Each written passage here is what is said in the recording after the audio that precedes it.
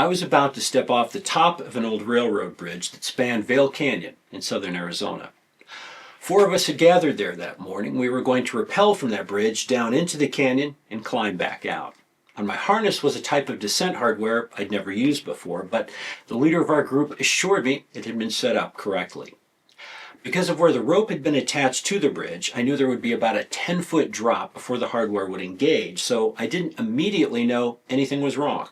But when I didn't stop, I knew at once I hadn't been hooked up correctly. I also knew that if I continued leaning back, I would land either directly on my back or worse, on my head, options which could either paralyze or kill me. So I did everything I could to pull myself upright into the rope that I was sliding down.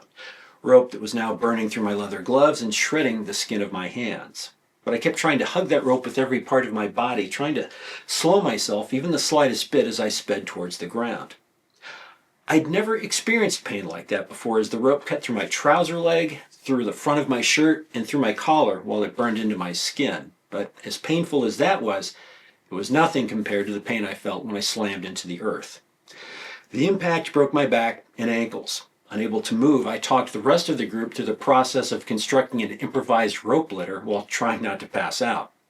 Once that was accomplished, there was a very long trip in that litter down the dry riverbed of the canyon to a point where I could be walked out. Every bounce of every step along the way was like a knife in my spine. I could barely fathom how intense the pain was. I was then loaded into the back of the pickup truck and we took off for the hospital. Only then did I start to contemplate what had just happened and how it might change my life.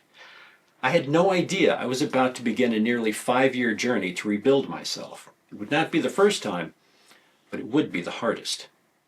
I was the result of an unintended pregnancy, and the resulting marriage was not a good one. My parents split when I was 3. After that, it was just my mother and me. We were poor. We had no car. The glasses in the kitchen cupboard were beer glasses my mother had stolen from bars she frequented. The jelly from a morning toast came from the little plastic containers she would shove into her purse. Then there were men. Men I might see just once, and others who would come back. My mother pursued bad relationships. One of those relationships, with a former Hell's Angel named Kenny, led to a half-sister I didn't even know existed until I was 57 years old. Her next relationship nearly killed her. She married a man who beat her badly. Growing up, I saw my mother get punched, kicked, and choked. One night she was thrown down a flight of stairs. I was 7 when they got together. I was 8 the night of the first really bad fight. We left the next day, but then we went back. We left after other beatings too, but we always went back. Growing up, I was often left alone. The adults had to leave for work very early in the morning, so as a 3rd grader, I was in charge of getting myself up, fed, dressed, and scrounging the 2 quarters I would need for the city bus. The bus stop was a mile away, so on a good day, I only walked 2 miles to school and back. If I couldn't find enough quarters, I'd walk twice that far to get home. One night, when I was still 8, I woke up around 11 p.m. and discovered I was home alone. My mother and stepfather had snuck out after I'd gone to bed. I didn't know what to do, and I was scared, so I went looking for them. It was winter, and there was snow on the ground. I walked from our apartment complex on the east edge of town, almost 5 miles, to the bar district of Iowa City. That's where they were. We were still poor, the kind of poor where I'd have to answer the telephone because we were often behind with rent and they didn't want to talk to the landlord. There were days I was hungry all day. Then there was alcohol. Every morning, beer cans and bottles were strewn around the house. Drugs too. There were days when I would wake up and have to walk around random adults who were passed out on the floor. And during that time, I learned that there are always people around, men, who can detect vulnerability. When a child grows up amidst chaos with no real protection, there are predators who somehow sense that. They will act on their instincts. And something else was happening at home, something dark.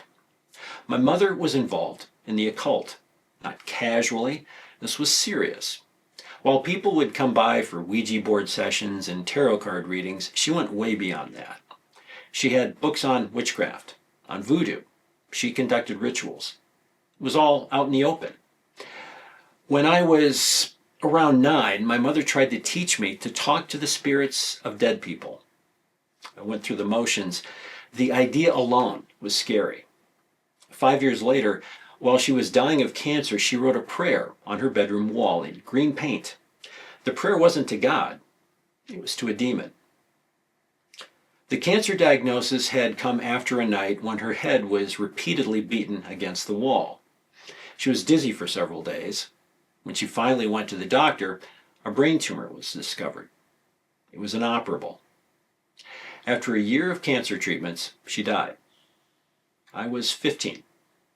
After she died, I lived briefly with my stepfather and my grandparents, and finally my real father in Arizona. Years later, I would learn we weren't actually related. None of those situations went well. I had absorbed so much negativity by that point that I was a mess.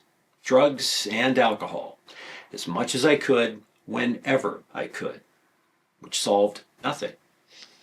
I began to care about things less and less. Eventually, I stopped caring completely. On February 20th, 1981, I was done. I was 18 years old when I decided to commit suicide.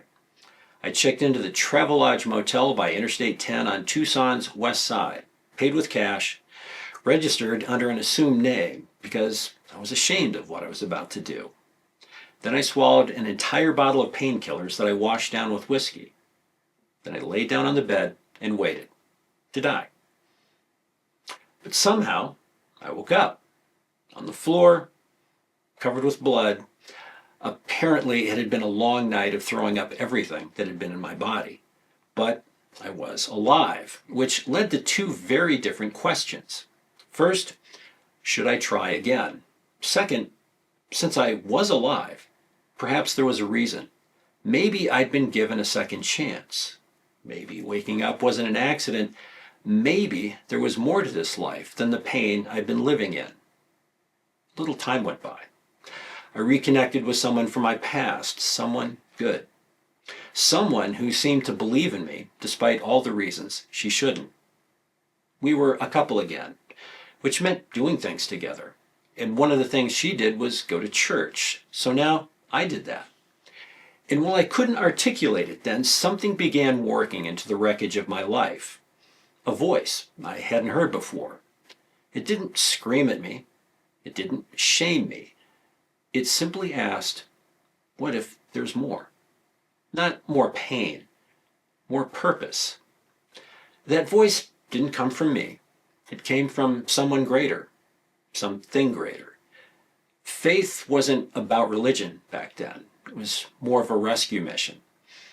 A new beginning I didn't know how to explain yet. Faith told me, you are not your past. You are not your pain. You are not finished. Faith didn't make my life easier. It made it possible. So I wanted to live differently as I possibly could from who I used to be. I stopped drinking and drugs.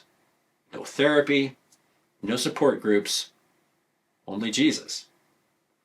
I joined a gym, started martial arts. None of that fixed things overnight, but it gave me direction. I now had this sense that I should help people, but I didn't know what that meant. Ironically, I thought it meant I should be a cop. So I tried that at 19 years old. My test scores got me to the interview stage, but it was clear that based on my age, nobody was taking that interview seriously. The interview panel did graciously suggest I try again, maybe after some college or military service. I had no money for college, but I'd heard that the Army did, and the Army sounded right. Things clicked for me in the Army. It was a place where the harder I worked, the more I was rewarded. There were strong role models, mentors. And I had a family. That girl I started going to church with, we got married. A year and a half later, we had a baby girl. My efforts in the Army were ultimately rewarded with an ROTC scholarship, which meant a path from my low enlisted rank to officer status. For the first time in my life, everything felt on track. And then on December 16th, 1984, came the accident. It changed everything. After my fall, the days were a blur of IVs, bedpans, and catheters. A former super soldier, at least in my own mind, who couldn't even go to the bathroom by himself. My back was broken, multiple ankle fractures. But the worst injury wasn't one that could be x-rayed. My orthopedist had previously served as a surgeon in the Army, my world. So I asked him the questions that mattered most. How long before I can work out again? Run? Jump out of airplanes? His expression told me that I just asked a ridiculous question. Then he gave me the verdict. You're lucky to be alive. You should expect to walk again. You should not expect to run. You will not be jumping out of any more airplanes. He wasn't cruel, just honest. And the truth landed exactly where it hurt the most. Because as he spelled out my future, all I heard was, you are no longer a soldier, no longer strong, no longer Mike Gillette. When I finally came home from the hospital, I didn't lay around feeling sorry for myself. I attacked recovery the only way I knew how, with military focus. I would hobble over to my bedroom closet, lean my crutches against the wall, and grab the same pull-up bar I'd used before the accident, in my full-length back brace, in my cast, still pulling myself up. Once I was off crutches, I'd join a gym, only to crash and burn in about a week. This went on for several years. Pain dared me, and I answered with everything I had. But effort alone was not enough. I wasn't stuck because I lacked fight. I was stuck because I didn't know how to heal. I must take action for progress, because standing still meant facing what I didn't want to see. Back then, I wasn't ready. Several years passed before I figured out what I was missing. I thought I needed my strength back, or motivation, or more determination. But I already had all of that. What I didn't know how to do yet was rebuild when I was empty. So I learned the only way I could, by trying, by failing, by pushing too far, by starting again and again. It wasn't pretty, it wasn't efficient, it wasn't fast, but it added up. And over time, something took shape in my life.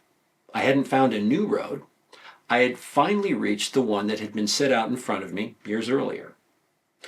By 1989, I was finally physically ready to step back into a life that required something of me. That life became who I was. A life shaped by purpose, by faith, by perseverance, by consequence. None of this unfolded the way I would have planned it. I didn't choose most of the defining moments of my life. They chose me. And one by one, I had to decide whether I would surrender or stay in the fight. The canyon did not make me special. My past did not make me strong. My decisions did. I did not slow down. I accelerated. One pursuit turned into another. One challenge into the next. One opportunity into the rest of my life. I never reached a finish line. I kept finding new places to test what I had become. There are moments in every life where something is stripped away. Sometimes it is public. Sometimes it is invisible. But it always costs something. And somewhere inside those moments, a question waits. Not about your talent, not about your motivation, not about where you came from. Only about what you will choose to do next. My life didn't become easier, it became more. And I am not finished.